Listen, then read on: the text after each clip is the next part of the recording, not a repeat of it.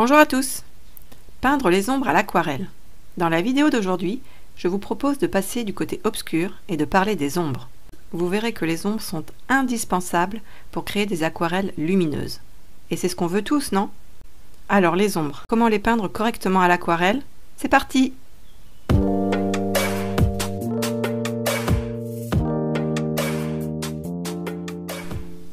Ombre et lumière sont deux facettes de la même pièce. L'une n'existe pas sans l'autre.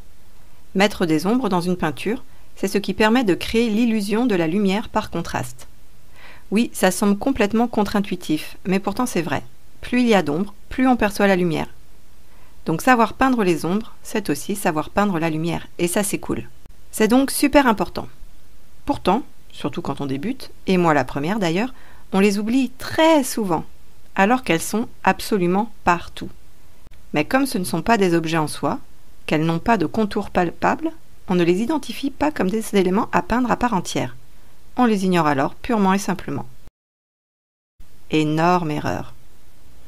Alors première chose à bien comprendre, de quoi on parle quand on dit une ombre. On peut faire la distinction entre deux choses un peu différentes, l'ombre propre et l'ombre portée. L'ombre propre, c'est le côté d'un objet qui n'est pas face à la source lumineuse principale. Cette ombre est sur l'objet en lui-même. Elle lui est propre. L'ombre portée, c'est l'ombre que cet objet va créer sur une autre surface, le sol bien souvent, mais ça peut être aussi sur un autre objet à côté, un mur, etc. Cette ombre vient du fait que l'objet fait barrière à la lumière. Alors, avant d'aller plus avant sur comment peindre ces ombres propres et ombres portées, deux petits rappels de physique ultra simplifiés pour comprendre comment ça marche. Bah oui, quand je dis quelque chose, j'aime bien dire pourquoi c'est comme ça. C'est toujours plus facile quand on comprend ce qu'on fait. Alors, premier point, la lumière se déplace en ligne droite dans l'air. Pas de courbe, pas de zigzag, une belle ligne bien droite. Le soleil étant très loin, on considère que ces rayons nous arrivent parallèles entre eux. Si c'est une lumière artificielle proche, les rayons de lumière partent dans toutes les directions. Deuxième point, la lumière rebondit contre les objets et repart avec le même angle, toujours en ligne droite. C'est la réflexion. On dit que la lumière se reflète sur l'objet. Vous voyez, rien de bien sorcier dans ces deux notions, mais comprendre le cheminement de la lumière vous permet rien de moins que savoir placer des ombres cohérentes sur n'importe quel sujet, et je vous montre tout de suite comment. Où mettre les ombres? Les ombres seront tout simplement à l'opposé de la lumière. Rappelez-vous, la lumière voyage en ligne droite et est stoppée par les objets qui lui font écran. Pour savoir où placer ces ombres, il faut savoir d'où vient la lumière. De gauche, de droite, latéralement, plutôt de devant, de derrière, de très haut ou de plus bas. Donc en toute logique, les ombres propres et portées sont du même côté du ou des objets. Gardez cette cohérence sur l'ensemble de votre dessin et vérifiez bien que vous avez ombré tous les éléments, sans quoi il devient illisible et bancal. Les ombres propres, je rappelle que ce sont les parties de l'objet à l'opposé de la lumière, permettent de visualiser le volume de l'objet. Elles lui donnent son aspect en 3 dimensions. Ici, elles permettent de différencier un disque plat d'une boule. Les ombres portées, elles, permettent de situer les éléments les uns par rapport aux autres. Si l'ombre est collée, on voit que la boule est en contact avec la surface. Si on écarte cette ombre portée, on voit que la boule flotte au-dessus. Quelle forme donner aux ombres? Pour les ombres propres, ça dépend du volume de l'objet. Posez-vous la question si c'est un côté qui est orienté vers la lumière, tangent ou à l'opposé. Avec l'exemple de ma boule, si la lumière vient de côté, je vois une moitié dans la lumière, une moitié dans l'ombre. Si la lumière se décale vers l'avant, je vois une plus grande zone éclairée. Au contraire, en contre-jour, je vois plus de zones d'ombre. C'est exactement le principe des quartiers de la Lune. Pour les ombres portées, la forme dépend de l'objet qui l'a créé et de la surface sur laquelle elle est projetée. L'ombre va suivre le relief et se déformer avec celui-ci. Ici, le tronc de mon arbre est droit, mais l'ombre portée s'infléchit pour suivre le creux du chemin ou la montée du talus. Ici, mon ombre grimpe entre guillemets sur le mur. Attention aussi à la perspective, votre ombre portée est une projection à plat. Pour l'exemple de ma boule, l'ombre au sol est une ellipse qui sera plus ou moins aplatie selon certes la hauteur de la lumière, mais aussi la hauteur du point de vue. allez voir ma vidéo sur la perspective si vous êtes fâché avec ces notions et que vous voulez vous réconcilier avec. Commençons les bordures des ombres. Elles peuvent être soit nettes, soit diffuses. Ça dépend en premier lieu de la lumière. Les ombres seront très nettes et tranchées si la lumière arrive de façon directe, avec beaucoup d'intensité, comme un soleil sans nuages ou un spot puissant. Mais souvent cette lumière est déviée en chemin, que ce soit par des nuages, de la brume, de la pluie, ou encore un abat-jour, l'opalescence du verre d'une ampoule, des objets alentours. Plus la lumière est ainsi déviée, plus les rayons arrivent à des endroits différents autour de l'objet, créant des contours plus flous. Notez cependant qu'au plus près de l'objet, la lumière aura moins de chances de se faufiler jusque-là. C'est donc la zone la plus sombre. On l'appelle l'ombre d'occlusion. N'oubliez pas de la représenter, ça donne du réalisme. Pour les ombres propres, si la surface de l'objet est hyper lisse, la lumière repart comme elle est arrivée. Pensez à un reflet de miroir typiquement, avec des formes nettes et contrastées. Au contraire, si la surface n'est pas bien lisse, les rayons de lumière, selon qu'ils tapent contre une aspérité ou une autre, repartiront, certes toujours en ligne droite, mais pas dans une même direction, plutôt un peu dans tous les sens. On dit que la réflexion est diffuse. Pour faire des ombres diffuses, travaillez dans le mouillé. Vous humidifiez largement la zone et vous appliquez la couleur au plus près de l'objet et vous laissez fuser les bords. Quelle couleur donner à l'ombre?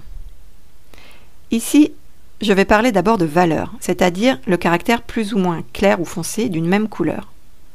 J'ai fait une vidéo entière à ce sujet qui développe ces aspects et qui vous sera aussi très utile pour réussir vos ombres. Je vous conseille d'aller la voir. D'abord, gardez en tête que les zones dans l'ombre sont plus sombres que les zones au soleil ou à la lumière. Ça paraît évident, dit comme ça, mais en fait ça ne l'est pas tant que ça en pratique, parce que notre cerveau compense et interprète en permanence. Je reprends cet exemple bien connu pour vous le montrer. Le carré blanc, entre guillemets, dans l'ombre, a une valeur identique au noir, toujours entre guillemets, de la zone éclairée. C'est fou, non? Donc retenez que tout ce qui est dans l'ombre est plus sombre que ce qui est éclairé. Tout, même ce qui vous semble plus clair. Je sais que c'est difficile parce que notre cerveau nous crie le contraire et qu'il faut se faire violence pour assombrir les zones d'ombre. Mais c'est la clé du succès. Bon, pour l'instant, on a vu quelques principes en noir et blanc, et d'ailleurs c'est un super exercice de commencer à faire des peintures uniquement en valeur de gris. Ça aide à comprendre beaucoup de notions de base, même si je suis d'accord que quand on aime la couleur comme moi, ce n'est pas ce qu'il y a de plus fun. La couleur des ombres donc. En vrai, je ne sais pas s'il y a vraiment une recette magique pour trouver la bonne couleur. Je vous dirais bien de regarder votre sujet, de reproduire ce que vous voyez, mais ce serait un peu facile et pas adapté si vous peignez d'imagination. Donc je vais quand même tenter quelques astuces. D'abord, oubliez votre godet de peinture noire si vous en avez un. C'est un piège. On a l'impression qu'il va ombrer facilement nos couleurs alors qu'il les ternit et les éteint complètement. Vraiment, rendez-vous service et rangez ce godet pendant un moment. Vous serez obligé de progresser. J'ai commis cette erreur à mes débuts, alors je sais de quoi je parle. Et puis, il n'y a pas une couleur d'ombre. La couleur varie d'un endroit à l'autre de la même ombre. Évitez donc de les faire trop homogènes. De façon générale, pour l'ombre propre d'un sujet, on prend sa couleur, en plus sombre et plus désaturée. Pour ce faire, utilisez la couleur plus concentrée et ajoutez-y plus ou moins de sa complémentaire pour la désaturer. Ici, sur ce citron jaune, j'ai ombré avec sa complémentaire du violet. Vous pouvez aussi y ajouter un peu de la couleur alentour, comme le vert des feuilles qui se reflète dessus. Pour l'ombre portée, il faut tenir compte de la couleur de la surface sur laquelle l'ombre est projetée, que vous foncez et désaturez de la même façon. Si vraiment vous voulez faire un gris, mélangez deux couleurs complémentaires déjà présentes dans votre peinture. Ce sera plus naturel, nuancé et harmonieux. Souvent, les ombres portées ont aussi des teintes plus froides, plus bleutées ou violacées. Essayez d'y ajouter une pointe de bleu ou de violet, c'est souvent assez convaincant. Vous pouvez aussi y incorporer un peu de la couleur des objets alentours, y compris l'objet qui crée lui-même l'ombre, si la surface est assez proche et réfléchissante. Il existe aussi la technique de la grisaille pour créer des ombres. Elle utilise les propriétés de transparence de l'aquarelle. Elle consiste à placer les ombres en premier, comme si vous vouliez peindre le tout uniquement avec différentes valeurs de gris. Lorsque c'est sec, les couleurs sont ensuite appliquées par-dessus, et leur transparence laisse voir la première couche, créant par superposition des ombres colorées. Ça fait pas mal de choses à penser tout ça. Récapitulons donc les points importants. Je n'utilise pas mon godet ou tube d'aquarelle noir. D'où vient la lumière? Donc de quel côté les objets seront plus sombres? Et dans quelle direction projettent-ils leurs ombres portées? Sur quel relief? Mes ombres portées doivent-elles être douces et diffuses, donc travailler dans l'humide, ou nettes et contrastées et travailler dans le sec? Ai-je bien nombré tous les éléments de mon dessin? Ne vous prenez pas trop la tête au départ pour faire des ombres parfaites. Déjà, si vous pensez à les faire en respectant les quelques points ci-dessus, ce sera déjà pas si mal. Vous pourrez ensuite vous perfectionner avec la pratique et des tutoriels plus avancés. En attendant, et pour plus de vidéos, abonnez-vous et à vous de jouer!